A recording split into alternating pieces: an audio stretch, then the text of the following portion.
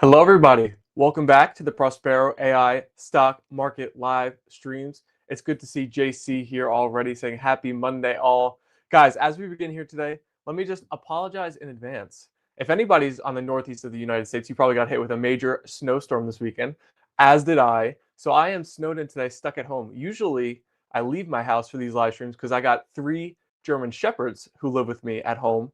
So you might hear some outbursts of barking throughout the stream today, as German Shepherds love to do if anybody has those dogs as well. But yes, I'm stuck at home, so I'm doing the stream from home today. So apologies if we hear any barking, but we'll try to make it through with the least amount of barks as possible. More than a foot, yeah. By me, I'm in Bergen County, New Jersey. We probably got like 16 inches or so, so a lot of snow out there. There's still some cleaning up to do for me throughout the day today. But now it's time to turn over to what everybody came here for today, some market topics. The market is green as we are opening up here for the QQQ, SPY, and Dow Jones. The Russell is slightly red at the moment. We're going to get into a lot of great topics, so be sure to like up the stream if you're excited to hear them all today. Whether you're watching on Twitter or YouTube, welcome back, everyone. Subscribe and follow as well. Let's take a look at, ooh, interesting. I have the Prospero app open, and the net option sentiment for the QQQ is at 14 here now, which is it's not at overall bullish levels, but we are beginning to rise off the single digits from where we've been at. We have mega cap tech earnings coming this week with Apple, Microsoft, Meta, and Tesla. So we'll be getting into all of that, but maybe the QQQ signals are rising ahead of those earnings. Maybe we could see some bullish results. Let's take a look at the SPY as well. No movement on the SPY, still at 0 here today. Mario said, did you duplicate your home office like your work office? You like that background? I wonder if anybody, you guys see this like blue piggy bank in the background? I wonder if anybody's ever heard the backstory. Actually, for those that were here on our last stream that heard a little bit about how I got started at Prospero, that was my Foster Finance logo back in the day. So I still have an ode to the OG Foster Finance back there. But yeah. All right, so let me run through some of the topics we're going to be getting into today, and then we will jump into all of them in detail when George gets in here. So we're going to talk about the FOMC meeting later this week. It is widely projected that they will be making no changes. So if there was a change, if we did get a rate cut, maybe that would be a super surprising bullish surprise. But with the tensions that Jerome Powell and Trump have had recently, pretty doubtful. And the prediction markets are not expecting a change. We will also be going over the odds of a government shutdown rising towards the end of this week. January 31st, I believe, is the date at which it would happen. And the odds are really rising. So they're climbing up to 82% as of today on Polymarket. And I feel like the last time this happened, we were expecting a little bit of a bearish outcome from it, but it didn't really seem to react that way in the market. So I'm going to ask George if this would really be a bearish event, or would this actually be a nice relaxation period for the market if the government was shut down and we didn't get all these headlines day after day. So maybe we see that happening again. Then, if you're a newsletter reader, you saw us mentioning the Japanese yen carry trade.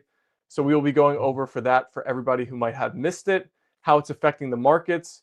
We saw this way back when, I think it was August or July of 2024, if I'm not mistaken, where it really, really affected the markets, and the markets plunged quickly from it. But we haven't seen any really outcomes after that quick little burst of volatility. So going to be going over more of that in detail, why it's affecting the U.S. markets. I think it's not so intuitive for a lot of people why like the Japanese, yen carry trade would have such a large impact, but it's actually a big deal.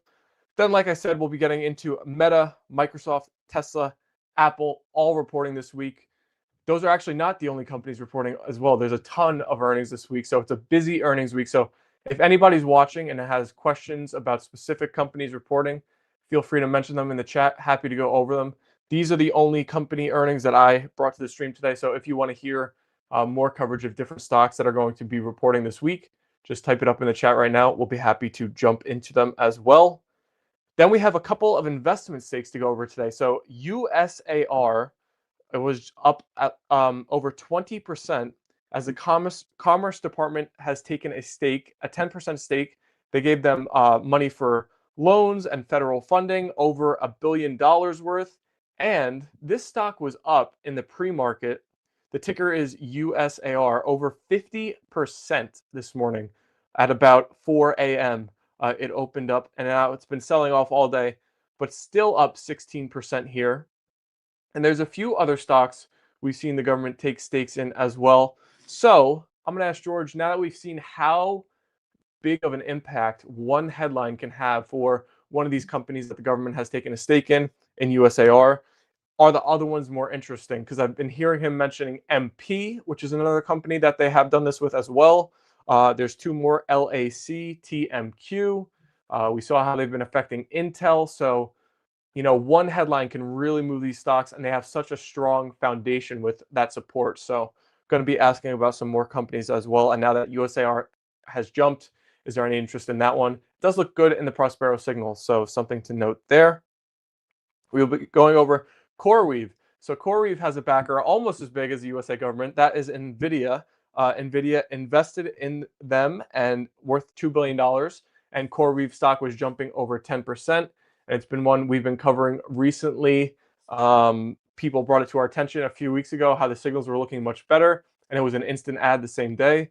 So cool to see the Prospero signals highlighting CoreWeave right before a news story like this. But yes, CoreWeave and NVIDIA furthering their partnership. It is interesting that it kind of goes back into the circular nature of it all, where NVIDIA, instead of like just paying CoreWeave for their services, will invest in them, and then it's like a mutually beneficial partnership, which like makes them both bigger. So it's interesting, and it's it's something we've been seeing in the AI ecosystem a lot. But yes, continuing happening there. Then I have to bring up gold and silver on the stream again, guys, because it is just continuing day after day to rally. I mean, silver is starting to look like a meme stock or a meme coin here. SLV is up 10% today, and up 53% year to date. January 26th, silver is up over 50%. In the past year, up over 270%. Just insane move going on. And then gold is not quite as crazy as silver, but it is doing its own major move, up 17% year to date and 84% in the past year. So I have to ask George, like, when is the time where these have moved so much that they're going to start looking like interesting shorts? Nothing moves in a straight line up forever. And usually when things like have this type of upward move, there is some kind of pullback, give back. So, at what point of the rally is that going to be interesting or not at all? And then at what point are these rallies and these, safe haven type assets that are supposed to be like insurance going to come to fruition, where something is going to happen that's going to affect the business world, the stock market, in a way that, we'll look back and be like, oh, okay, it made sense that those silver and gold were rallying so much. Then right at the buzzer here, this was a last second edition story to talk about on the stream today. Just came out this morning. IonQ acquiring Skywater Technology, $1.8 billion quantum deal. We haven't covered the quantum space as much recently, so it's going to be interesting to hear George's latest thoughts. There's so many interesting areas of the market that had momentum. Quantum really hasn't fired up again on all cylinders, with those stocks kind of lagging off their all-time highs. With IonQ making this deal, could it kickstart that space? And we could look at all of the ones that we were looking at towards the end of 2025. IonQ, Rigetti, what are some others? I have a good list I could go through right here. There was one other one, Qubit, I believe. There's even some other ones that haven't, like SoundHound AI, not quantum, but well off the highs. Big Bear AI, well off their highs, and then we have a bunch of quantum stocks. So, QBTS, IonQ, Rigetti, QUBT. So all of those, will they look more interesting now? And then we have some questions to go over. D-Wave, yes. I have some questions to go over from our Discord. So for those that don't know that are watching right now, you can join the Discord. It's linked in the YouTube description, but there is a channel there that is live stream topics. So you guys get to, mention some questions you want to hear on the stream if they, pop into your mind throughout the week. So we have JC's, we didn't get to last week, which is the short-term bear topic. We'll go over how George thinks about those signals, what his strategy is for using them, and the underperformance, I believe, that JC mentioned in some of the when you were paper trading them. And we got another one. We have a discussion of inverse ETFs. So we will get into that because we mentioned them a lot on the streams. If you're not familiar with inverse ETFs, you'll want to stick around for that topic. We will be going through them and explaining how they can be used, or the strategy behind them within a portfolio. Johnny is in the stream. What's up, Johnny? Welcome to the Prospero live stream. Good to see you. Happy Monday. All right, guys, we are just going to be waiting for George now. I will take a look at some individual movers here. Let's go over and see how the Mag 7 stocks are doing today to start us off. I would imagine most of them are up, with the QQQ being in the green and heading higher at the moment. Market's been super interesting for the past 3 months. Just a nice, tight, narrow, sidewards, up and down trend. So maybe with these earnings, we can finally break out towards the upwards direction. Apple has been a major lagger to start the year. They are looking better today ahead of their earnings, up close to 3% now on the day. Amazon in the green as well. Google up, Meta up, Microsoft up, Tesla in the red. So Tesla, actually, we got to look at NVIDIA too. Let's see.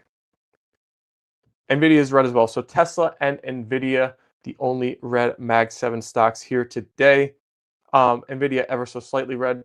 Tesla down about 2% here. It'll be fascinating to see Tesla's earnings this week and what they say about the full self-driving and Optimus. We've been discussing headlines on the streams already. Meta stock, which was one of the more lagging of the mega caps too, is actually starting to make a nice upwards move here, up about 10% from just about a week ago when it hit its most recent low. So looking like it's getting some momentum back. Are you guys excited heading into the earnings this week? Let me see some companies you're watching in the chat. This is like the first major week of earnings. So what are you guys looking most excited or most forward to with the earnings coming up? The mega caps or anything else? I think I saw here. I could list off some of the other ones if you're not if you don't, it's not on the top of your mind. Let me find it. I have a photo somewhere.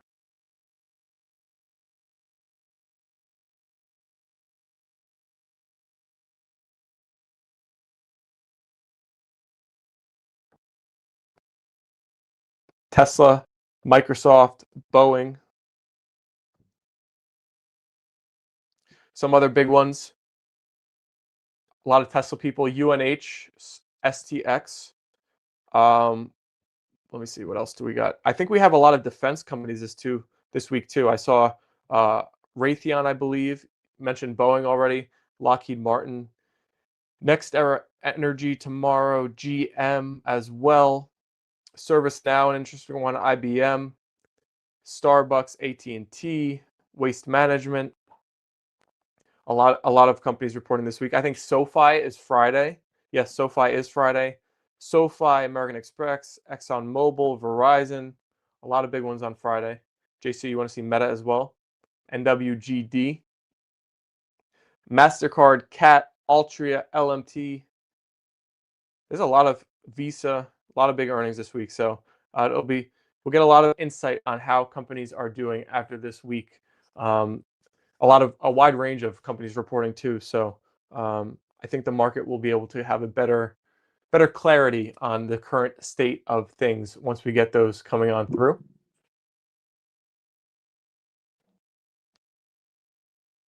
Let's take a look at Bitcoin as well. Highlight Bitcoin. It's been lagging, and I think it's continuing that way today. Yes, so Bitcoin in the red right now, down at about $87,000 per coin. We mentioned the bear flag that was forming last streams, and it's at the very bottom range of that. So if it breaks through, how low does it go? Who knows? But it's looking like now or never for Bitcoin to get some momentum. And it's been going on for a while where it's been underperforming the market. Really fascinating to see Bitcoin underperformed so much, especially with how people had been thinking it would do with this administration and the newfound support for it and the whole crypto ecosystem. And then, on the other side of that coin, seeing gold and silver rally so much, it's kind of like all of that energy maybe changed locations and went into the hard metals versus crypto. But yes, Bitcoin continuing to lag. I did see a very interesting story. It's not on our topics today, but maybe if we get through all of our topics quickly enough, I'd bring it up.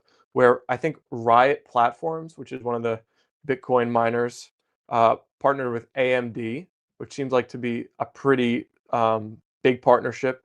We've seen how these partnerships can really boost those stocks in the past, and it did for Riot for one day, but it didn't have like as crazy as an effect as we've seen on the, Irons of the world or the Hut Minings or Ciphers or Wolf Speeds or any of the other ones that we've been following. So if we can get to it at the end, I'd like to ask George's thoughts on that because that's the biggest partnership I think I've seen any of them make with a company being AMD. So you'd think that would give a nice floor for Riot or future growth potential there, especially as all these miners seem to be shifting from pure Bitcoin mining plays to more neo cloud, which it's been termed recently of like the AI infrastructure and mining and just energy capacity and all of the like. We could check on favorites of the Prospero signals, LEU and ASTS, see how they are doing today. Ooh, ASTS currently down about 8% here, pulling back. Seems like people in the Prospero Discord, a lot of people, although we're super bullish on ASTS, have been taking gains, taking profits. So maybe people will be looking to get back in if ASTS keeps going down, especially back down into like the 90s or 80s level. NW asked, general Prospero question that someone may know. Between close Friday and open Monday, do the signals change over the weekend or is it only pulling the live market data? So the signals do not change over the weekend. Yeah, you are correct. It's only when the markets are open. I haven't accessed it much over a weekend to notice myself. Yeah, no. So it's only changing or updating when the markets are live. And it updates every 3 minutes for most of the signals throughout the day. So yeah, there you go. I want to check in on LEU as well. LEU also down 4% here at $284 per share right now. I haven't seen the Prospero community chatting about LEU as much as ASTS, so I'm wondering if does anybody have a position in LEU or were we mostly ASTS amongst the crowd? You're welcome, NW. No worries at all. Thank you for your question. Text from George. George is running behind a little bit. Sorry, everybody. He should be here in about 7 minutes, 11:25. We're getting the big man in here. So if anybody has any questions for me, if you want to ask anything about the Prospero signals, look at any companies or anything else, we got a few minutes to kill here. So ask away in the chat. JC said both LEU and ASS. It's usually a pretty good thing to be on the side of Prospero signals, especially when they are that bullish. So don't blame you at all, JC. I could go through the short-term bull list here, which is when you open the Prospero app, the list of stocks you see in the signals, and these are some of the most bullish in the app. So it looks like big tech is back in a big way because leading at the top of the list is Amazon and Meta right off the bat. Then we have Costco, Alibaba, STX, Seagate Technologies, Oracle, Google, Microsoft, Newmont, and Exxon Mobil. So a lot of the mega cap tech stocks taking positions on the short-term bull list.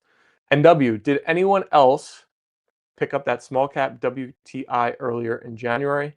JC did not. Did it work out for you? Alrighty. Let's take a look around and see if there's anything worth mentioning, any big movers happening. Interesting that with that story we're going to get into of USAR and how they're up so much that MP is down 8%, right? Or yeah, almost 9% right now. Also, with the markets being so green, a lot of stocks seem to be in the red today.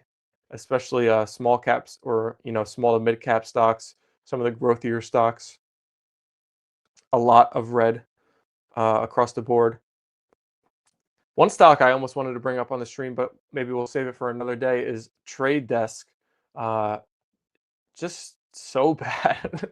If I hope nobody's a shareholder of Trade Desk that's watching the streams, but TTD just continuing to make new lows, and it's now been a full year of bearishness for that company after a while of it being a darling of the market. So we've been covering Meta, AppLovin, and all the rest. So probably just not being able to keep up the pace with some of those companies. AppLovin probably stole a lot of what the Trade Desk had been bringing to people.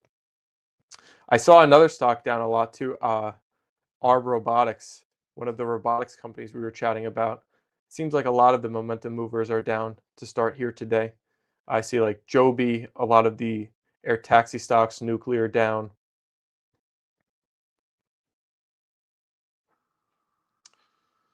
Let's see, let's see.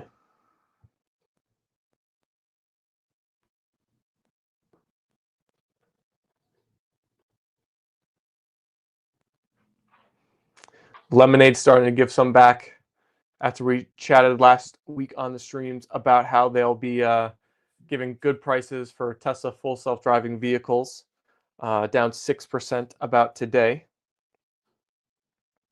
So some of that move.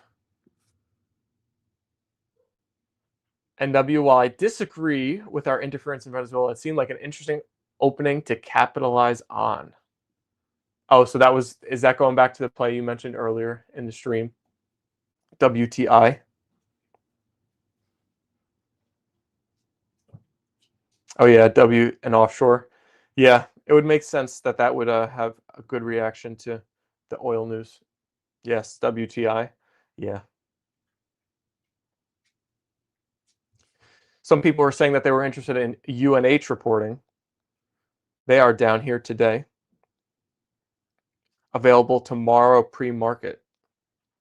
So it'll be interesting to watch. I feel like UNH, with all of the craziness in that stock, has gained a lot wider investor base than they ever had before. Like, I feel like they almost used to never be a story, and now they're being chatted about on social media and everywhere with how much the stock has dropped. So an interesting earnings report for them as well. They've been trending pretty sideways for a while now. So we'll see what they can do. They are expected to, their EPS year over year is expected to drop quite a bit. So that's pretty fascinating to see. We'll see if that's able to excite people, if they're able to beat, maybe not drop as much as forecasted right now.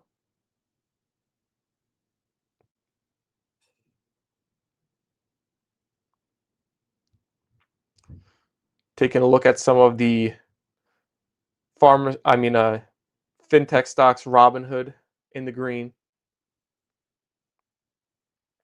XYZ, Block in the red, like usual. Been a while for Block since they had any momentum.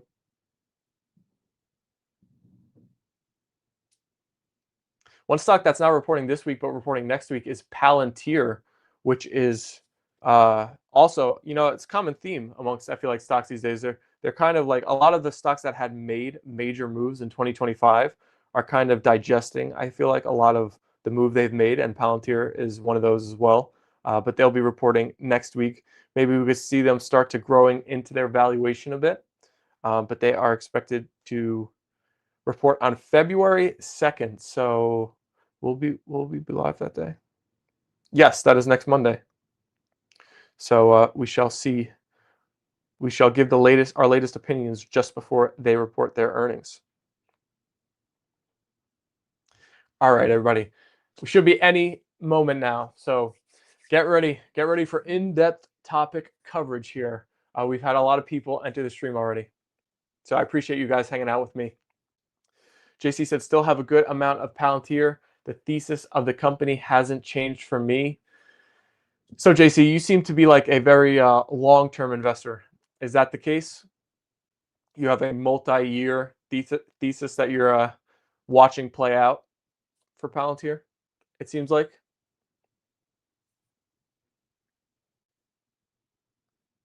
Yes.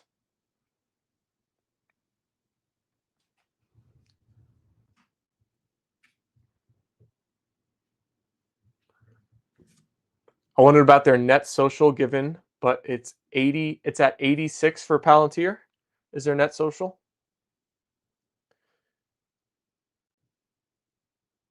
Net options 87, net social 86, upside 60, downside 62. Ooh, interesting to see that downside is higher than upside at the moment.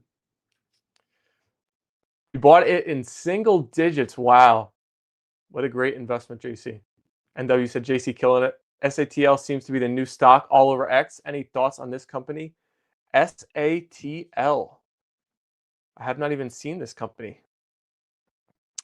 I'm taking a look in Prospero at it. 64 upside, only 4 downside. So very low downside. 63 net option sentiment, 86 dark pool. What is this company? Is it space? I feel like everything with the ticker SAT, ASTS. What was the other one we have too? There's like another one with the same exact thing. Uh, Satellogic operates a vertically integrated geospatial company. It is creating the continuously enhancing the first scalable, fully automated EO platform with the ability to remap the entire planet at both high frequency and high resolution. Fascinating. So it's like a satellite, and they manufacture all of it. It seems like $587 million market cap. So pretty small at the moment. Well, this guy, I'll put SATL on my watch list, and we will continue watching it. And thank you for bringing it up to everybody's radar. It's up over 130% year to date already. It looks like, was it a SPAC? I think it was a SPAC back in the day in 2021. But thanks for bringing that one up. I will continue watching it.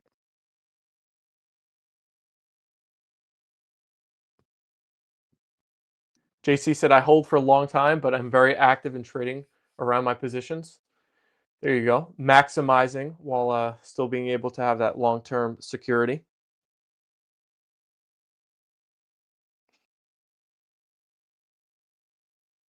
Oh, SATS was the other one I was thinking, which is down 5% now. The SpaceX IPO play. That was one that had crazy strength for since August of last year, basically. Just almost straight up into the right. Very few givebacks. A lot of the space stocks are down today. Actually, all of the space stocks that I have. Rocket Lab, Redwire, Lunar, Fly, Black Sky, even the ARC, Space and Defense, all red.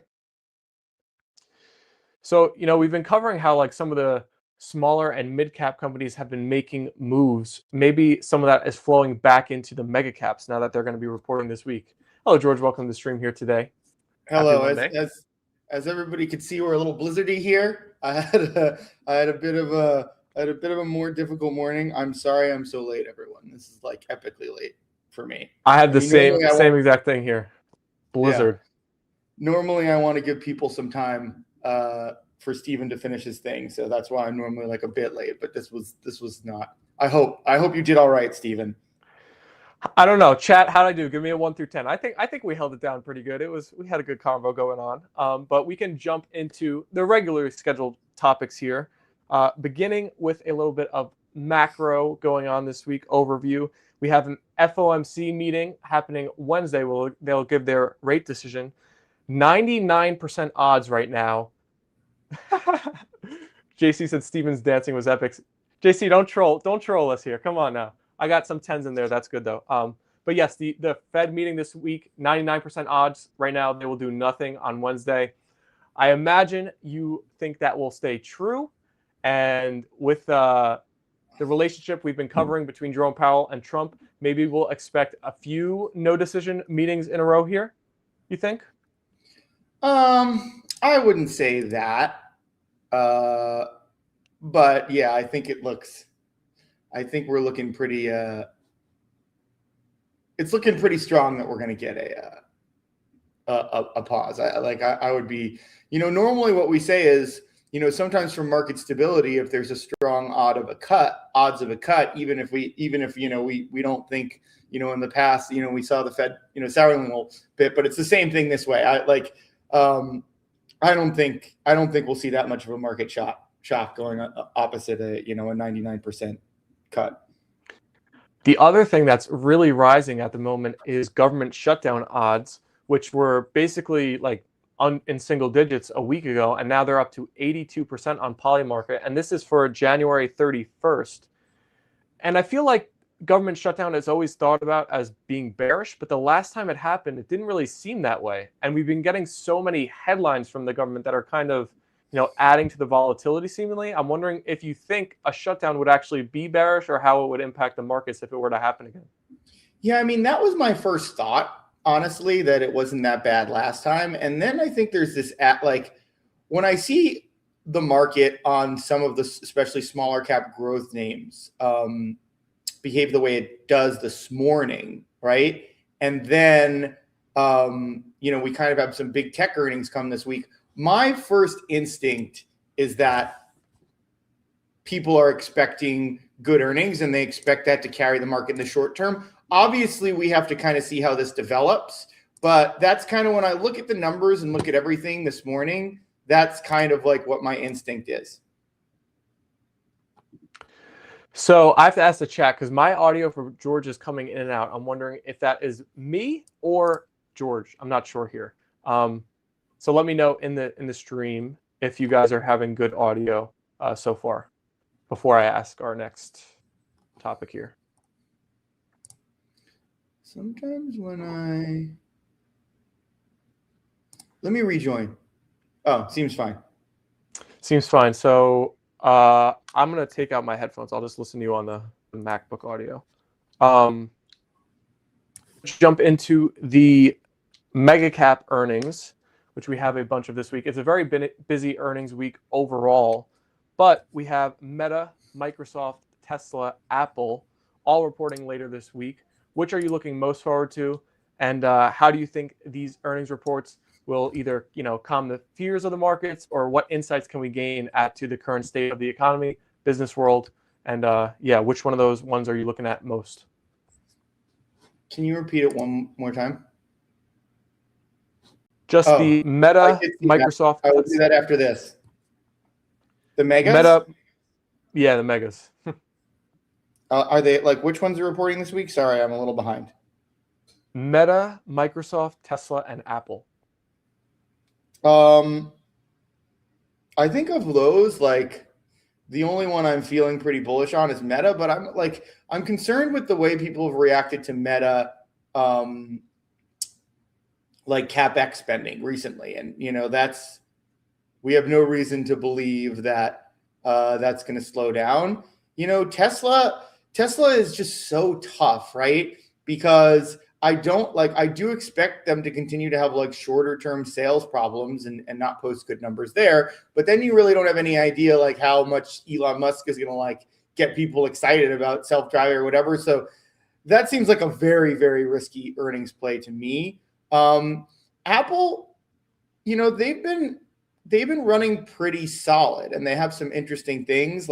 As a safer earnings play, I kind of feel good about them. But yeah, Meta is the only one I would think about. And I put Meta in the portfolio this week. Meta is the only one that I would think about playing. Yeah, so we're going to get a lot of earnings this week. It's, I think, the busiest week so far. So it'll be interesting to see how it all goes. One thing I did also want to bring up on the stream today, because it was mentioned in the newsletter a lot, is this Japanese yen carry trade. We've seen it affect the market in the past. I believe it was in the summer of 24 when a lot of volatility spun up from it very quickly, but it seemed to ease. But now we're mentioning it again. So just an overview for anybody that missed the newsletter of what your thoughts are on it and how it can affect the market so much. Yeah, I mean, basically all that it is with low interest rates. I summarize them. Okay. I'll get to the tickers after this.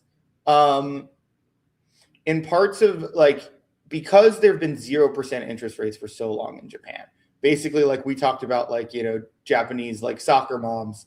But it's definitely a lot of Japanese people that basically get paid a really good interest rate to have their to sit in brokerage accounts and basically be used as collateral for institutions to buy, for Japanese institutions to buy, like primarily American assets, right? And higher interest rates kind of change the economics of all of that. And you have some of what's happened. I wouldn't say that it's necessarily happened with Japan yet, but we're definitely seeing evidence of less holding of the dollar. I believe it was before Trump got into office, it was like 65% of, like, I don't know if they were brokerage assets or something, but I basically saw an asset pool internet, basically talking about assets held in dollars. I don't know if that's brokerage or overall. And it went from like 65% to 45. I don't know exactly what that graph is, but there is definitely evidence, I'd say, especially recently, as this is picked up in Europe, and the rhetoric is kind of matched with what we've seen in terms of reduced dollar holdings. That's kind of scary for the market. And like I said, I don't think we've really seen it with Japan yet, but with higher interest rates, that does kind of force a certain unwinding because it changes the economics of it. And part of it is, not only would they get these, they get these like positive, positive interest payments, very generous, for leaving it in these brokerage accounts, for Japanese institutions to trade on and obviously make, a nice, what's called in institutional finance, a net interest margin. You also had a lot of those Japanese people that were keeping their money in those brokerage accounts also buying American assets. So that's the kind of thing that I think, as long as the stock market is performing in a place like Japan, I don't think things seem strained enough with that country right at this moment where you'd have people selling even though they were making money. But the danger is, if the market does turn, a lot of those people that, aren't going to really have strong political opinions, but, just concerned about the overall direction and maybe even, America's standing in the international community, and they might be saying, oh, that we're worried that that's actually going to start to affect stock prices more, and this might snowball. Then you might see like a lot of people escaping it. So my question for that would be, has this situation where they are able to do this and like invest in all these assets, has that inflated the market, do you think? Or if it hasn't inflated the market, like, to beyond reason, would a liquidity crunch provide like a great opportunity to buy the dip if it was just kind of that dynamic of like a lack of liquidity and then things got cheap and the market wasn't overly valued to begin with? Would it be something that you'd be looking to buy the dip on? Based on what I'm saying, like, I'm not a big, what I would do is I would buy the dip if I saw something like, a double bottom on some of the stocks, and that's what I look for, as well as increasing QQQ, SPY, and option sentiment, right? It's highly contingent. And we've done well, recently, in that kind of mindset, maybe not getting in all the way at the bottom, but I do like that philosophy. But, I won't be trying to catch a falling knife on this one. That's for sure. And I wouldn't recommend, as good as that's worked, I just think that I think you always have to look at kind of the time series and the change. And if you look at like all of the buy the dip during this summer, you kind of had a real cooling off period of, the tariffs, a lot of these risks. But now we're in a highly contentious midterm cycle. And, what's going on in America, and what I'm talking about specifically is the tensions between groups, and what I would say is a complete disagreement on facts and truth. That's kind of a scary, and I think we can all agree that that's what we're looking at. No matter what side you're on, we don't agree on what facts are. And that's kind of scary in terms of, like, I think there's going to be a lot of, not only difficulty around the elections, but also more stoking of tensions. I think both sides are really doing a lot of that. So that, that's a scary situation domestically. And then you kind of have the rhetoric, especially in Europe, is getting a lot stronger against the US. I would say on the government level. I would say when this was first happening, kind of like Elon Musk, you heard kind of like more about people, but I would say the government rhetoric in Europe is getting a lot scarier, and that's just a scary situation for the market. Again, I don't think we're in like this is a cause for like a market collapse or anything, but you know, there is a lot of, I would say, this administration is testing a lot of boundaries, and sometimes it's for deal negotiations. But what I would observe about this is I am more and more worried that a lot of these testing of boundaries, especially in Europe, could result in a message being sent to the US. And I do think that, I do think what people responded to specifically in terms of Europe, I think kind of a threat to a NATO country is something that's pretty unprecedented. And NATO has a history with us as part of NATO of really banding together. So that kind of scares me on that front. Then you have the yen carry trade. Then you throw in uncertainty around rates and perhaps uncertainty around the Fed position in general. And Jerome Powell, legal issues. It's a lot. It's a lot to, obviously we've been playing it pretty even, long, short, but if that knife starts falling in this environment, I'm not even going to think about trying to catch it. I'm probably what my strategy will be is probably to short pretty aggressively and just look for that bottom and pull out quickly. So with all of the chaos and uncertainty that you were just mentioning and how it is a midterm year, I wanted to bring this on the stream anyway, of the moves that our silver and gold continue to make. I'm guessing a lot of those details you just shared are why they're making these moves, but now silver is up over 50% in 2026 alone, and it's January 26th now today, and up 272% in the past year. Do you think the midterms could be kind of like the buy the rumor, sell the news for these assets? Could that be the final trigger where gold and silver stop rallying so ferociously? And you mentioned shorting. Would you be interested in going short them at any point if they kept rallying, or even now? No, but I thought about adding RGLD this weekend. It was in strong consideration, but it looks like what I added was pretty good instead. I added Mercado Libre. I added Meta. I had a feeling, and it looks like the right feeling, that that especially with the shutdown, growth assets are going to be, kind of the most concerning. So, question from NW in the chat. Was discussing with some folks recently what it will look like when the US dollar can't be used as a universal currency. What do you think about that, George? I mean, there's still a lot of things would have to change for that to be the reality. But if that was the reality, I do think it would be very worrisome for the economy, and the stock market.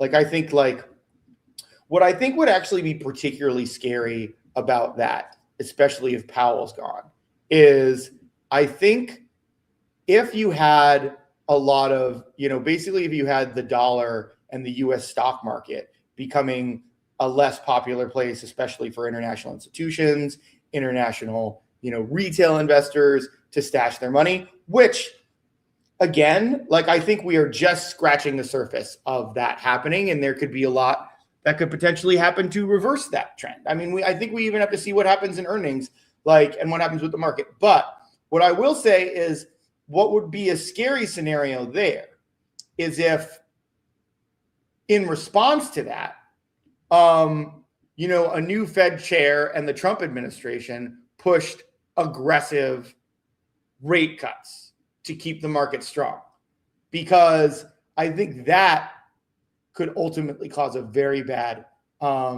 situation with inflation. And that's been my concern for a while. But, some of these macro events, I would say, are setting up that could, especially like a different Fed chair could view like short-term attractive solutions as things that could work in the moment but could be very bad long term. That would be my concern. But it's more on the table than it's ever been. I think people have talked about this for like a long time. But our standing, like,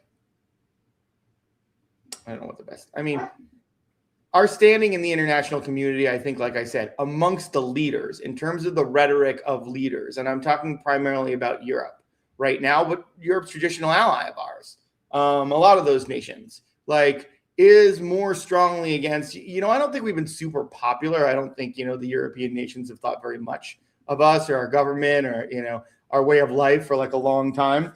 But I think recently I've seen the most strong rhetoric against us. So I think this is more like, we're not there yet, but I think it's more of a possibility than it's ever been. And I think that's why we've seen like QQQ and SPY net option sentiment staying so low, even going into earnings, even though I think the market expects positive earnings, positive around AI. Like that's one of the reasons CoreWeave is rallying today.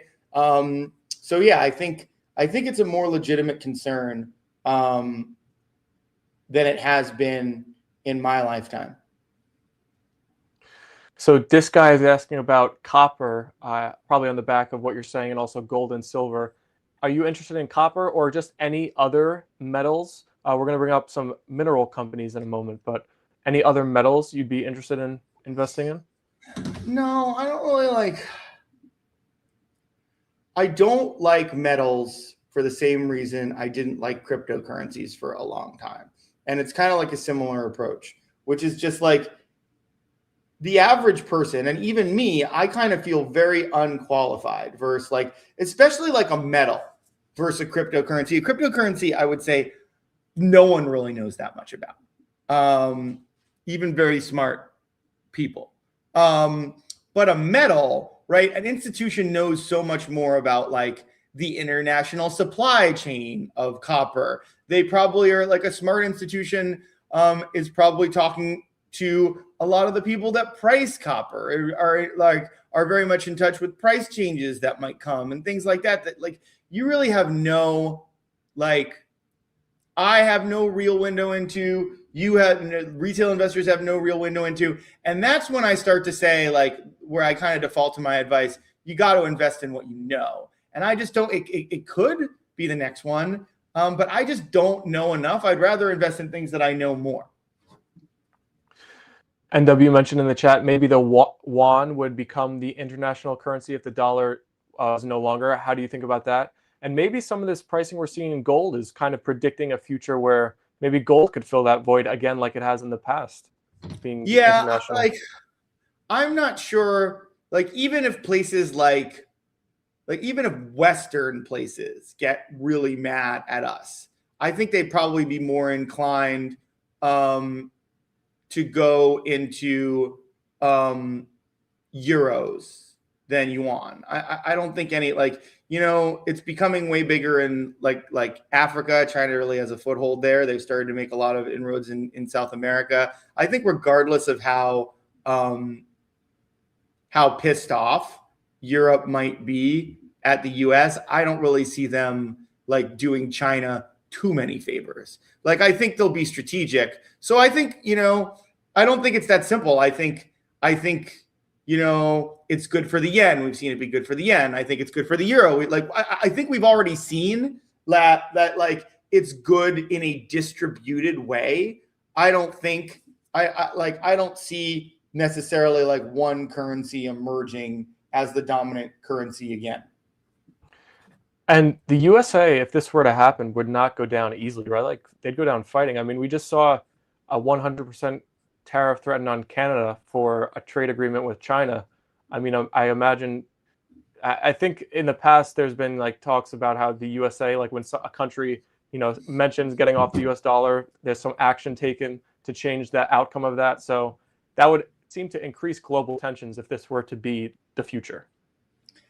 I don't know exactly how much slack the Trump administration has with these tariffs anymore, and with the general, like, you saw for the first time, like, Republican senators pretty much like publicly breaking rank on Denmark and threatening to use the 25th, never used 25th Amendment, about a president being, I believe that's the one, that president being unfit. And I don't really know how that works, but like, it is a tense time in this country, and I think that Republicans are worried about the midterms. And I don't know if it's just bluster. Maybe they're just saying that, and like, if Trump attacked Greenland, they wouldn't do it. But they're at least more concerned with the optics than I think, which is a step away from what it's been. So I don't know. I mean, that's an interesting story, right? And I don't think anyone could ask. But like, I'm looking at the field right now, and I don't know how much flexibility Trump would really. I mean, he could obviously do it, right? There's the Supreme Court knocking on the door a little bit now. He could obviously do it, and no one could stop him from doing it. But I don't know how much slack. And that's not to say he's out, but I do think he has less slack than he's had, especially with midterms coming up. And I don't know that there wouldn't be some, some kind of response in this country if something like that happened. So we got an update on one of the stocks that the government had taken a stake in and furthering it. So USAR, government took a 10% stake in it, is providing a $1.3 billion loan and $277 million of federal funding. The stock was up over 50% in the pre-market this morning. It has kind of given back a lot of those gains now, up only 16%. I'm wondering, the other stocks, we see how much these headlines affect the market. And with the government having a position in these companies, besides USAR, MP, LAC, TMQ are other ones in that minerals space. Are they very interesting to you, being that, one headline and the government is going to keep providing support for the companies they've taken stakes in?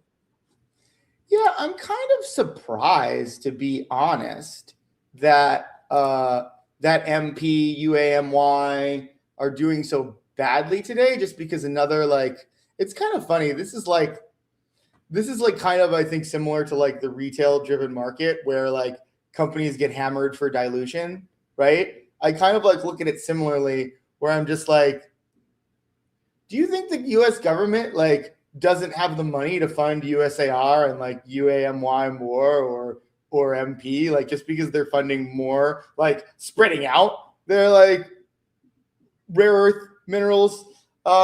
It's kind of funny that the market reacted like these other stocks are getting slammed, where it's just like, isn't that like, I look at that kind of thing and I'm like, doesn't that actually just show they have an appetite to continue to fund these things, not that they're like running out of money that they could put into like MP or UAMY? Like, that is, I think, one of, you look at the US retail market, and that's one of the things that I'm always just like, sometimes it's interesting. And like, I think one of the things that I often say about it is like, it makes some different kind of sense, right? Like, I think pricing growth stocks attractively, if you have a reasonable estimate that they will continue to be priced attractively, I don't think that's as dumb as some institutions want to say. And I think they're just being butthurt about not being as control evaluations. And I've said that many times. Like, but some of this other stuff that I think is like very like, someone sees something and they treat the US government like it's got like it's a company that has a certain amount to spend and there's divisions in there. Like, oh, like, well, all this money went to sales and marketing, so there's not going to be money for R&D. It's like, no, like there's a lot of checks to write. And the same thing with dilution. Like, what do you think about some of these reactions? Like, some of these growth companies, like, that have a lot of money to spend that could increase their ROI. Like, people shouldn't get so upset about that. Like dilution is a big pile of cash being handed to that company from the market to grow their operation more. So it is kind of like some dilution, like, and we talk about this all the time, dilution to finance debt, and like picking on AMC all the time for that is horrible, objectively bad signal, no way to spin it, right? But if you look at dilution for something like a mining operation, right? Like, they can open up new mines, they can expand their, they could expand their current ones, they could go into new markets, right? All of those things could be very, very beneficial. And yeah, I mean, I even saw this thing for IonQ today where it was up 6% quickly and now it's back down, where they just like committed to spend a certain amount, I think, on chips, as well as like, I think, fixed it at a price that the market was saying would be lower, and it was up, and now it's down. So I think some of these things are harder to interpret, and that's why I'm looking at, because I think that's legitimately hard to interpret, because it's a $1.8 billion contract. Like, do I really want companies making $1.8 billion commitments before they really have any revenue? Yeah, I could see how there would be, like, initially people be like, oh, they got all these chips and everybody needs chips, and like maybe they could resell them, but whatever. But it's just like the flip side to that is like, maybe they should figure out what their business model is, and who they're selling to and who's using their products before they're spending 1.8 billion or committing to 1.8 billion. In the end, I think that's probably more of a bull than a bear bet, and like, it's just a tough day in the market. But I think that is the perils of like momentum trading, right? Because and one of the reasons that I've been in UAMY, I was looking at MP, but one of the reasons I didn't pull the trigger on it is like, there's just so much volatility, and like, I'll probably look, I'll see how much further this goes, but I'll probably look for a UAMY entry, because I do really like that antimony play. But I'll probably going to see what it does tomorrow. Like, not try to catch the falling knife. But it's certainly interesting. So that IonQ story is actually one I was going to bring up. It was actually an acquisition of that Skywater technology company. And I was just more curious about the quantum space, because we haven't discussed it really, and none of those stocks have really like regained momentum back to all-time highs. So just your latest thoughts on quantum. Are we still too early, like you were saying, without having some revenues for a lot of those stocks? Yeah, my feeling is that it's overpriced, right? And like, I can't remember if I did short IonQ this year. I mean, I've been all over shorting Rigetti, right? That's been like, the market's down, go after Rigetti a little bit has been one of my go-tos. But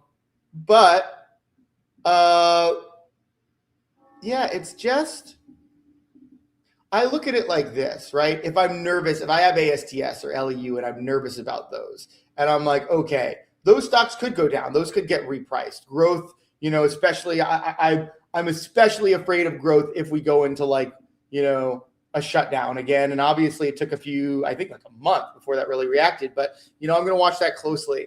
It's kind of like, okay, in the event that people are like, ASTS isn't close enough to revenue and profits to justify this valuation, or LEU, right?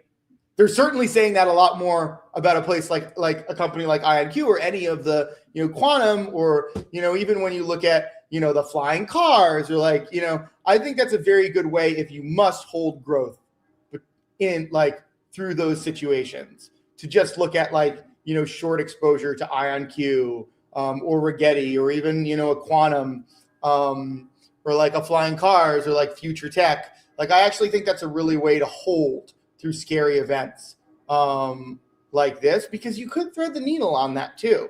Like, I do think there are scenarios where, ASTS, I should say more scenarios, probabilistically, where ASTS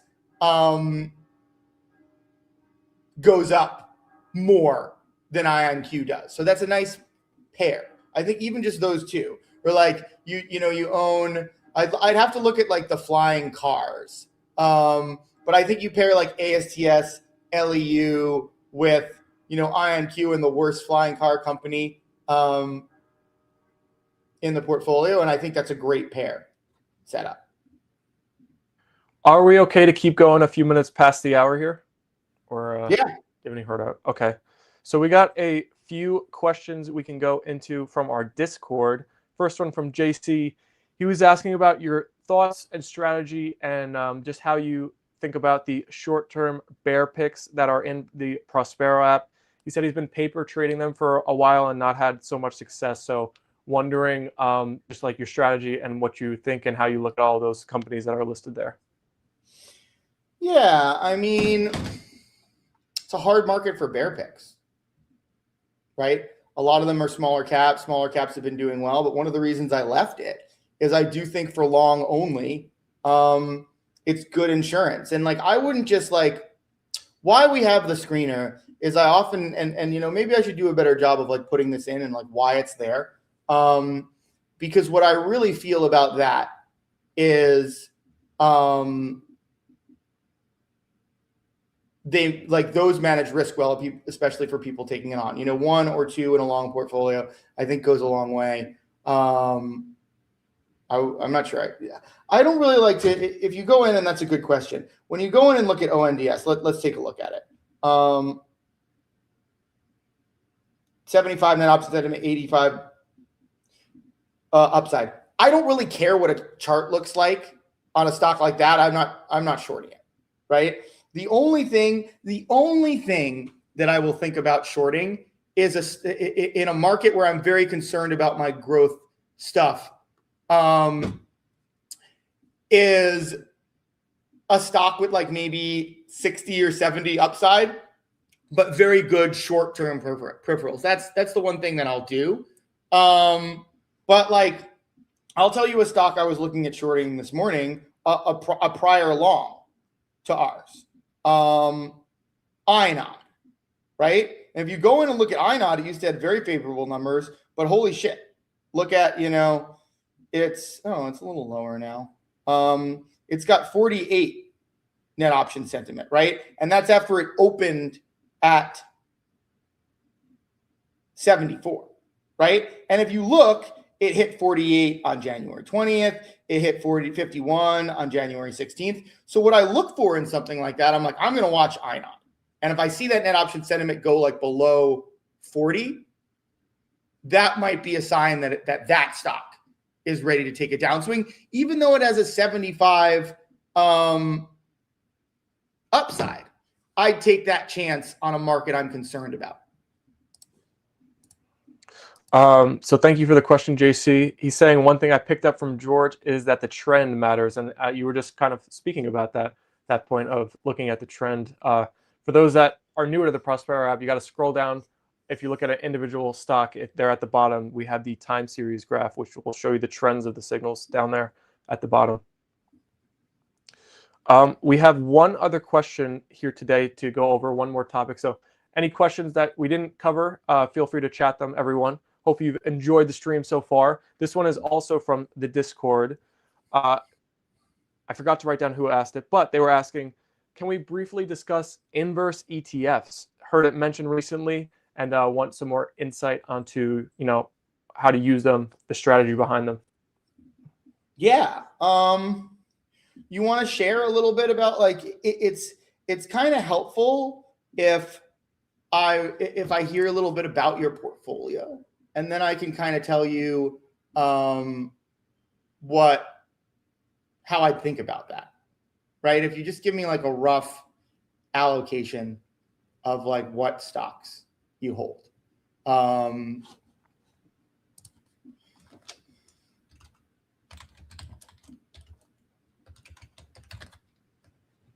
We'll see if Nick said it was NW, so we'll see if they respond.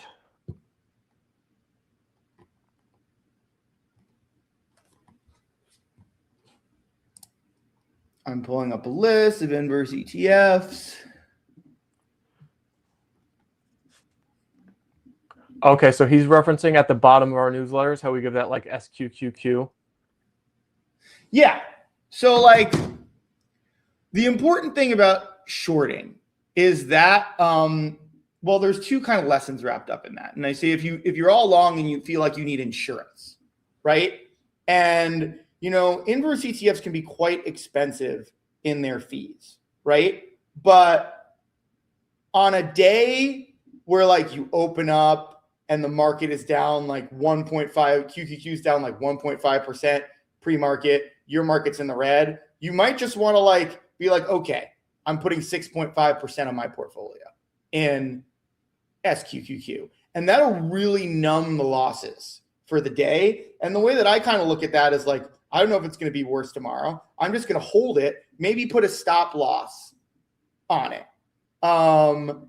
If it goes, if it goes down, so the market goes up, and say, look, I'm just going to hold it until like, maybe I'm only in 2% profit because it went up, 5% from where I bought it. And for SQQ to go up, let's say 6%, the market only has to be down like, I guess that's a pretty big, it's already down 1.5%. But like just say it's down 1% when you buy SQQQ, and then it ends down 3%, right? So 2%, that's a pretty horrible day for QQQ, but it's happened, right?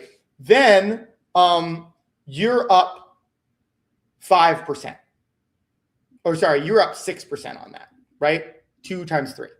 And then you could just say, look, I don't know if the market's going to be down more than anything. I want to hold a 3% gain on this. I'm just going to put a stop loss 3% below where it is and let it ride.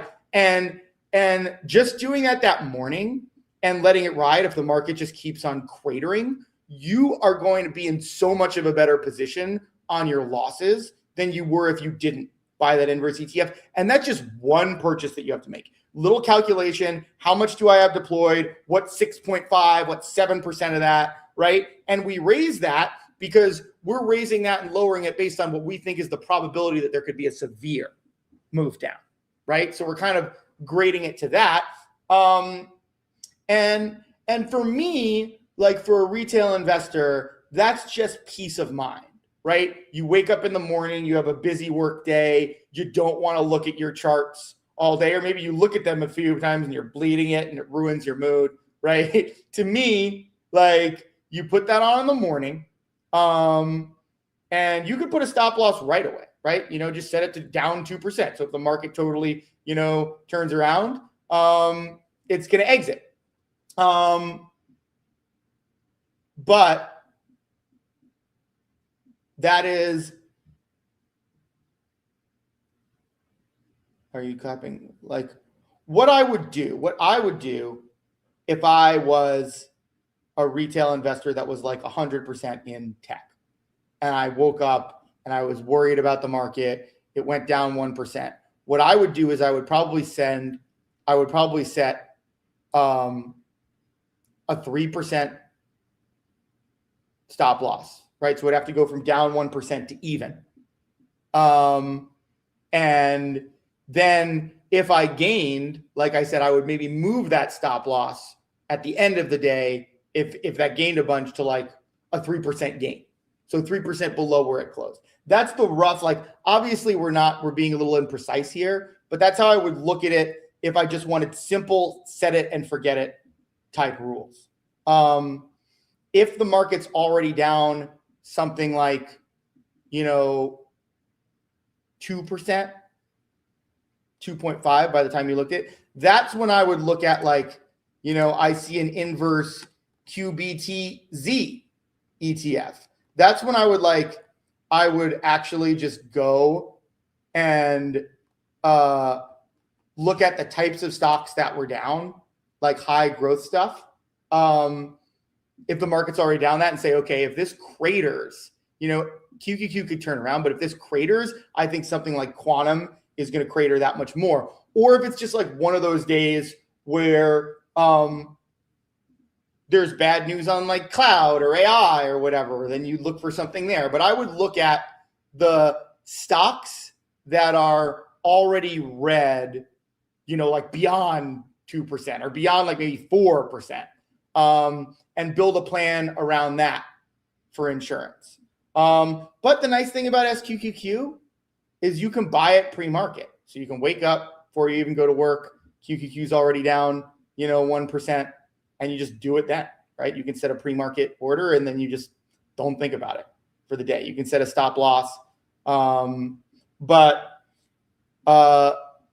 sometimes I might not set that initial stop loss. I might set it higher. Like I might set it at something like a 5% loss just so it doesn't exit and the market go back down, because that can happen. And like, this is the luxury. The one thing that I think I don't see enough in retail investors is a willingness to give back some gains to manage risk and to protect losses, right? And I say that specifically where it's just like, hey, if you're up on a lot of your positions in tech, I wouldn't be afraid to put like a 5%, 6% stop loss on SQQQ. If you're worried, if the market opens up and there's all these concerns, and you're just like, look, I just want to protect my losses. But the other thing that we always talk about, just to make sure that like I'm giving you the other side to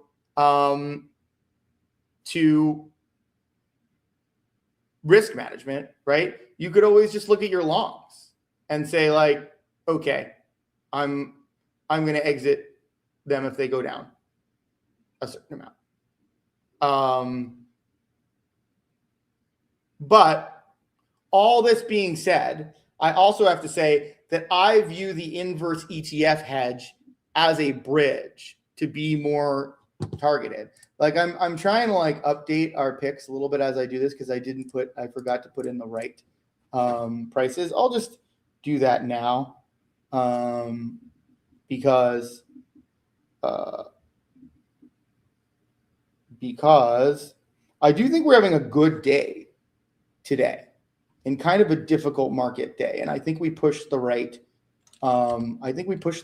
buttons in terms of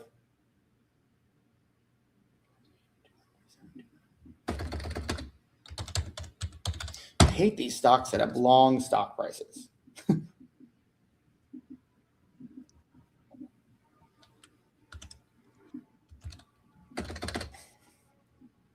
Yeah, I mean, it looks like we definitely pushed the right buttons here. It was interesting to see with the market being up today, a lot of those like momentum growth stocks being down a lot today. So maybe a shift back into the mega caps heading into their earnings later in the week. Yeah, and we kind of saw that on Friday, and we played into that trend. Mm-hmm.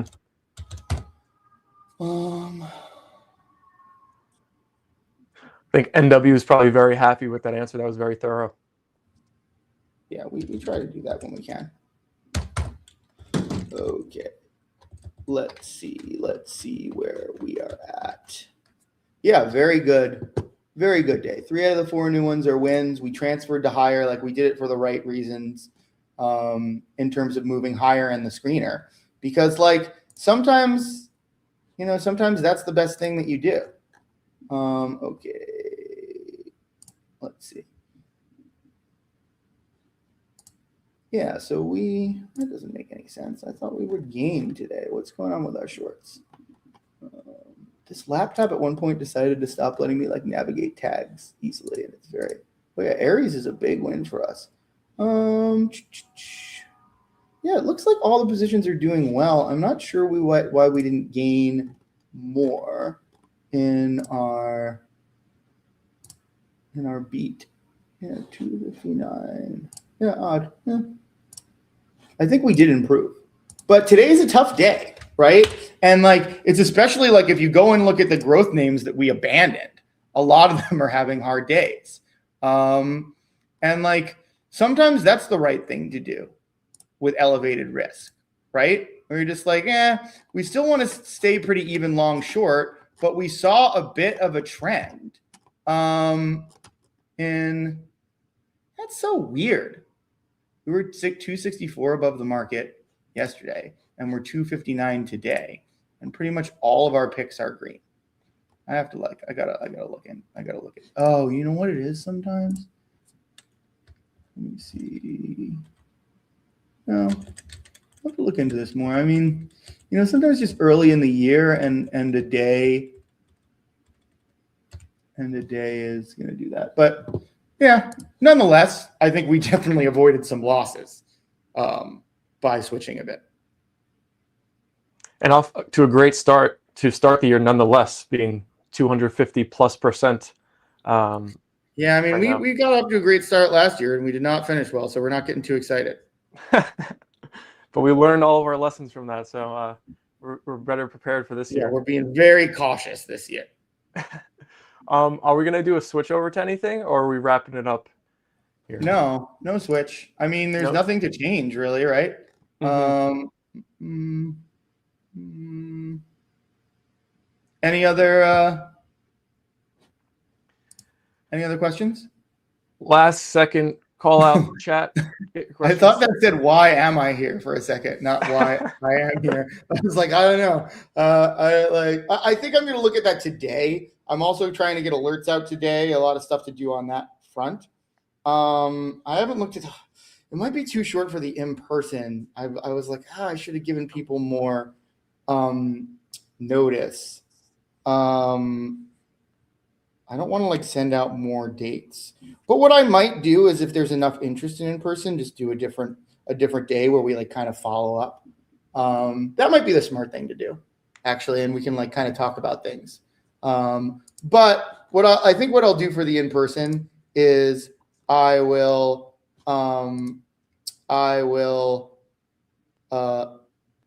if Nick would come, maybe we gotta do it. I haven't met Nick in person yet. All right, I think that'll do it.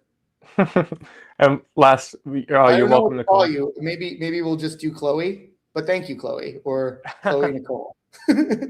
You've got a lot of names there. I think the last two are last names, but appreciate the positivity. All right, everybody. We had a great stream today. We'll be back Wednesday, 3 p.m. normal time, just before the mega cap earnings kick off. They're going to be Wednesday and Thursday, so everybody has to come back, tune in then. JC actually said alerts. So did you say you're going to get them today or this week? I have a meeting with Adam to hopefully launch them. I was actually traveling on Friday. I probably could have gotten them out, but yeah, my goal is today. I apologize. We're always behind on this stuff, and I really hate to say I'm going to do one thing and then not do it. But the one thing that I will say is like the only reason we're ever late is I'm trying to make sure that we're not rushing and that it gets launched well. So hopefully you all can understand that. And again, I apologize for being late. I should just say it's like I always want to say we're going to get it done sooner, and I just like sometimes give a date that I'm optimistic about, not one that I know we can hit, and I should be better about that. So I am sorry. Now you understand the Elon Musk timelines. You think like him, I guess. I don't think he's trying to be accurate. I don't know. I'm trying, but I hope you all know I'm lying to myself and not to you. Well, everybody, appreciate you all. George, thank you. Great stream. We'll be back Wednesday. Everybody, good luck in the markets, and we'll talk to you all soon. All right. Bye, everybody.